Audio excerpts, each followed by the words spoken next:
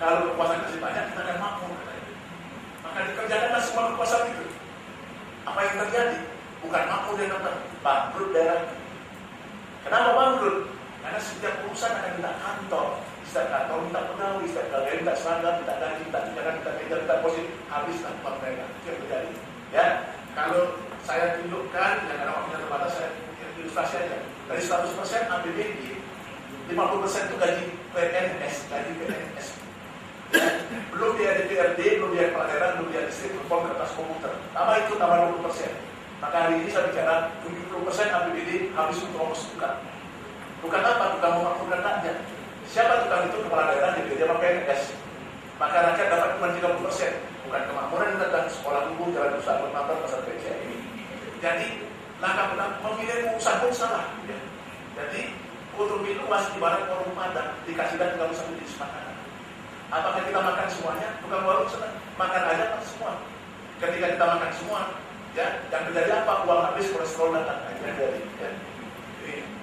Jadi dua front yang kita hadapi. Di pusat enggan memberikan kewenangan, di daerah pun tak bisa memberikan kewenangan. Itu jadikan excuse untuk luas tak kerjain apa saja. Contoh gampang. Ketika Jakarta ada hutan, membuat dinas kehutanan. Ketika tidak ada tambak, membuat dinas pertambangan. Ketika tidak ada petani, tidak ada sawah, membuat dinas pertanian. Tidak sekali. Buat apa? Mengakomodasikan tekanan birokrasi yang tinggi sekali. Oke, itu yang pertama. Itu agenda pertama. Masuk kedua, ketika urusannya jelas, andaikan pintar kawan daerah, andaikan legowo orang pusat, maka urusan jadi jelas. Bagilah pusat polisi wali kota, maka yang kedua, urusan tidak bisa jalan sendiri, dia harus dilembagakan. Timbul masalah lagi ketika lembaga. Ya, jadi ilmu kuno mengatakan right sizing, berpakaian lah, warna bagian pas dengan kekecilan dan kebesaran, right sizing. Ya. Yang lebih ekstrim, ramping struktur kayak fungsi gitu, itu lebih ekstrim lagi. Ya. Nah, celakanya apa yang terjadi? Ya, banyak sekali lembaga di pusat, di daerah. Pusat dulu, orang pusat ingin sekali dia punya kaki di daerah karena kader-kader dipotong. Pengen sekali dia punya cabang, ya, kantor di daerah, ya. Maka dia foto-fotokin orang daerah. Buat lembaga ini, buat bantu, nanti kami kasih bantuan katanya. Ya. Orang daerah lain lagi juga. Satu, ingin dari pusat dia terima. Dua, dia sendiri banyak sekali. Karena ketika dia membuat tim sukses segala macam, ya dari serius muncul itu orang. No freelance gitu, dia minta saya jadi apa saya bantu Anda. Terpaksa ada keinginan untuk proliferasi struktur dibengkakkan, ya, bukan dirampingkan, dibengkakkan, ya, supaya orang semua bisa jadi kepala dinas. Nah, ini ada soalnya, ya. Ketika itu dibengkakkan, apa yang terjadi? Dari pusat muncul, apalagi pusat muncul undang-undang, banyak sekali undang-undang muncul, membuat nyuruh buat lembaga, bahkan ada nyuruh buat eselon dan undang-undang. Akhirnya gemuk struktur miskin fungsi, maka isinya rapat koordinasi dulu isinya. Karena satu kerjaan tidak rame-rame, jadi isinya rapat koordinasi terus-terusan. Ya, oke. Itu yang kedua, itu PR kita yang banyak sekali. Ya. Yang ketiga, urusan jelas, lembaganya jelas. Yang ketiga, orangnya jelas yang mengerjakan urusan itu di lembaga. Wah, ini agak repot. Karena hari ini siapa saja bisa jadi apa saja dari publik ini, jadi soalnya. Ya. Saya pergi ke berbagai daerah, saya lihat macam-macam ya. Ada dokter kesehatan jadi sekwan dia. Kok bapak bukannya tidak rumah sakit? Aduh saya jangan sekwan katanya. Ya. Ada kemudian guru di camat, karena guru tiap 2 tahun pangkatnya naik, pangkatnya tinggi, camat eselon ditingkatkan, maka terpaksa tidak ada lagi jabatan yang pangkatnya tinggi, orang yang tinggi, kecuali guru, maka guru jadi camat dan jadi banyak kepala dinas. Ya. Ini yang terjadi. Ya. Nah ini jadi masalah besar ya, masalah ini kepegawaian, apalagi tadi saya tertarik Pak Sari bilang industri ya orang ada lagi ya, Pak tim sukses minta lagi dari rewardnya mana ke saya. Nah ini lagi memperkuat industri ini ya. Jadi itu persoalan kita hadapi di personil ya, sulit mungkin horizontal maupun vertikal, sangat sulit sekali. Kemudian pertama urusan jelas, lembaga jelas, personil jelas, sudah itu anggarannya harus jelas ya. Ada urusan pendidikan, ada dinas pendidikan, ada kepala dinas pendidikan, bikin pintar rakyat. Baik Pak, mana uangnya? Pakai timbul aja nggak akan pintar Pak, pakai uang. Maka lahirlah konsep money for function. Ya, uang ikutin kerjaan. Nah ini masalah lagi.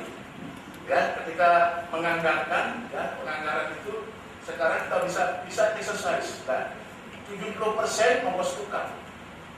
Kata konstitusi 20% pendidikan. Kata undang-undang kesehatan 10% kesehatan. Udah habis uang. Nggak ada uang lagi tersisa. Tetap saja dikasih. Nah ini persoalannya di pusat dan di daerah. Contoh, di pusat ada pendidikan menarik sekali. SD, SLTP, SLTA kerjaan daerah. Pusat menjadi perguruan tinggi dan membuat aturan. Artinya kalau dilihat kerjaan 70% kerjaan di daerah, 30% di pusat. Karena pusat membuat kebijakan dan perguruan tinggi. Di pelaksanaan SD, SLTP, SLTA, SMK segala macam di daerah. Tapi kalau kita lihat pemakaian uang di Indonesia, pusat kerjanya 30%, uangnya 70%. Daerah kerjanya 30%, uangnya kerjanya 70%, uangnya 30%. Ini tidak imbang, tidak manifold function dia. Ya. Nah, ini juga menyebabkan pusat kandil-kandil dipotong, ya, maka orang pusat bingung pakai uang. Kemana kan uang? Orang daerah, hati-hati orang daerah juga. Pertama mereka katakan, uang kami sedikit. Hati-hati Pak, daerah kaya pun rakyatnya yang kaya. Ya, simpannya banyak sekali. Saya punya data banyak sekali ya. Ketika macam Kaltim, Aceh, ya, Riau, mereka simpan. Sifatnya sisa lebih perlindungan anak, nggak bisa ngasih uang katanya. Artinya uangnya masih taruh di mana? Disimpan di mana? SBI, seperti Bank Indonesia, atau surat utang negara, saya punya data semua. Nah, layanan publik bagus jelek, rakyat kaya miskin, loh kok tabung uangnya? Itu tidak di daerah kaya, di daerah miskin uangnya uang habis, minta bantuan ke pusat, bantu kami, sekolah lumpuh, kalau nggak bapak bantu, kami persentase pengajar akan celaka, oke? Orang pusat ada kan, loh itu kan urusan Anda, biaya pakai APBD, nah APBD udah habis kok, mau apa Pak? Harus bantu Pak. Ya, maka orang pusat generous dia bantu. Harusnya bantunya pakai apa? Pakai hibah. Biaya bukannya berapa? 100, you mampu berapa? 20, 80 hibah. Tapi kalau hibah terus-terusan, bahayanya adalah jadi kerjaan pusat ya.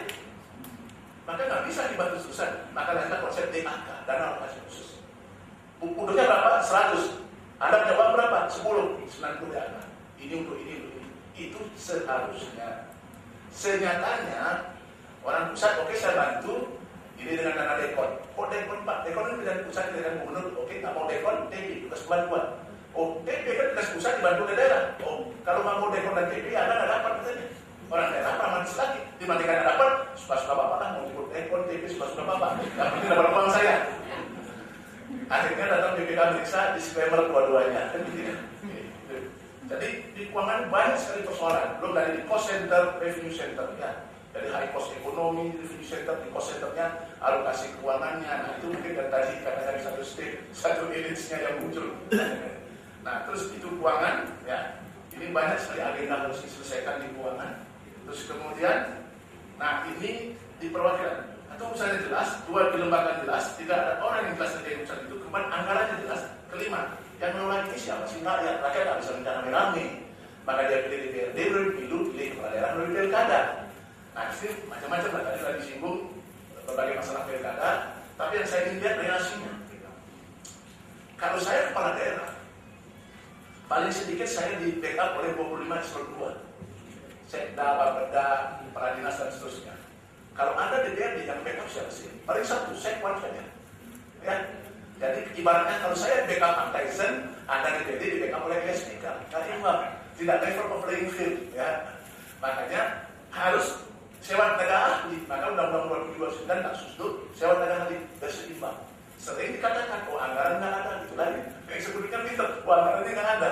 Tapi persoalannya kemudian berani nggak DPRD? Nggak ada anggaran, kami nggak pasti. APBD nggak ada APBD. Saya rasa tidak begitu. Relasinya karena kepala daerah pun tidak tangan kosong, dia banyak masukan dan juga di DPRD, itu persoalannya. Jadi itulah dari perasaan marginalisasi dari DPRD dengan eksekutif.